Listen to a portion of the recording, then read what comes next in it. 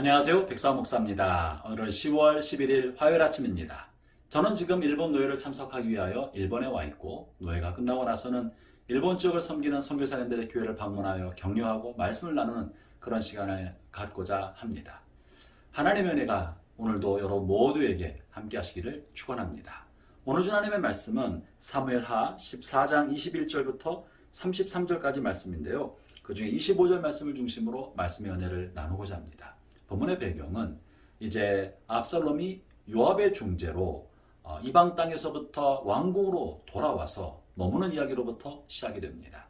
3년 동안 이방 땅에 홀로 있던 압살롬이 요압의 중재로 왕궁으로 돌아왔는데, 다윗은 여전히 압살롬에게 마음을 주지 않고 2년간 압살롬을 만나지 않았습니다. 그러자 압살롬의 마음속에 아버지로부터 인정받지 못하는 것에 대한 조급한 마음 때문에 요압을 충동질하고 요압의 밭에 불을 지르면서 요압을 억지로 아버지께 보내어서 아버지와 자기 사이에 중재를 하게 만들어서 아버지 얼굴을 만나게 되는 장면이 오늘 본문에 실려 있습니다.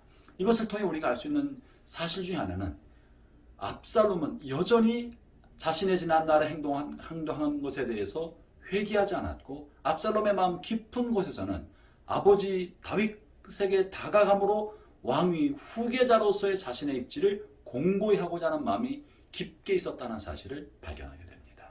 압살롬 어떤 사람이었습니까?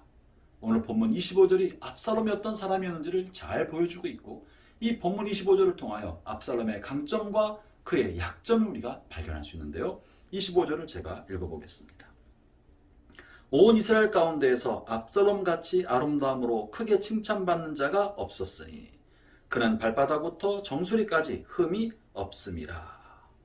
그리고 26절에는 그의 머리털이 무거움으로 연말마다 깎았으며 그 머리털을 깎을 때 그것을 달아본 즉 그의 머리털이 왕의 저울로 200세겔이었더라.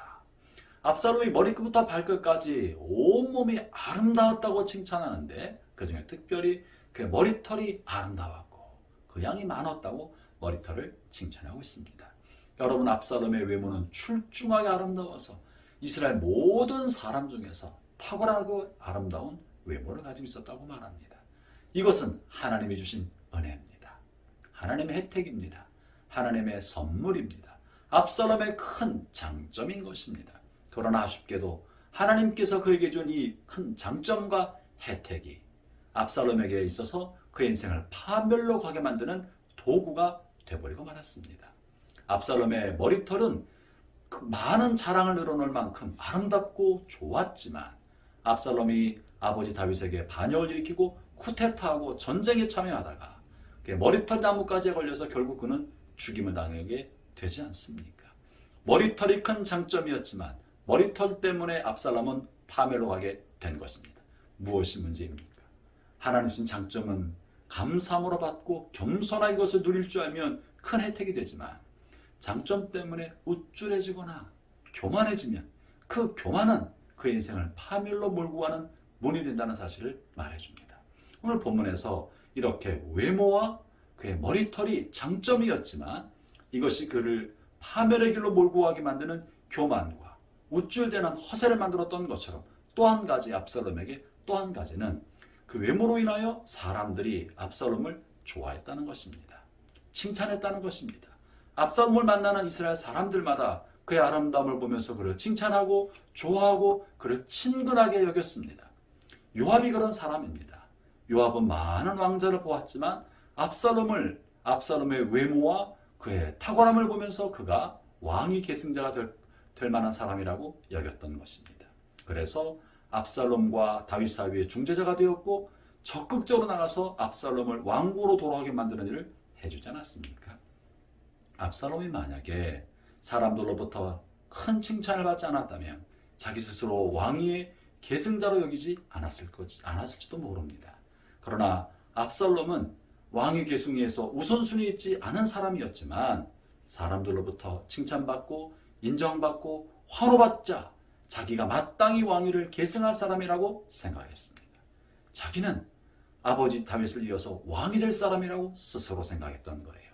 그런데 아버지가 그것을 인정해주지 않자 조급한 마음이 나서 스스로 아버지를 쫓아내고 자신의 머리에 왕관을 씌우는 쿠데타를 일으키게 되고 만 것입니다. 사랑하는 형제자매 여러분, 하나님 주신 아름다움과 사람들이 보낸 칭찬과 격려가 여러분 자신을 교만하게 만들고 우쭐하게 만들고 있다면 여러분은 큰 위험스러운 덫을 향해 가고 있다는 사실을 잊으면 안 됩니다. 교만한 마음과 우쭐대는 마음이야말로 여러분의 발목을 잡고 있는 덫이 됩니다. 하나님 주신 은혜와 하나님 주신 장점과 선물을 교만의 도구로 삼는다면 그것은 매우 위험한 길을 걷고 있다는 사실을 잊지 마십시오.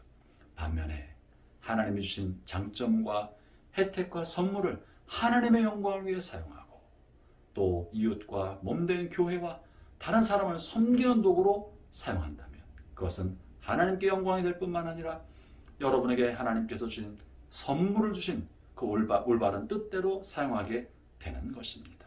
하나님 주신 선물은 베풀도록 다른 사람을 섬기는 도구가 되도록 주신 것이지 나 자신의 영광을 위해서 주신 것이 아닌 것이죠.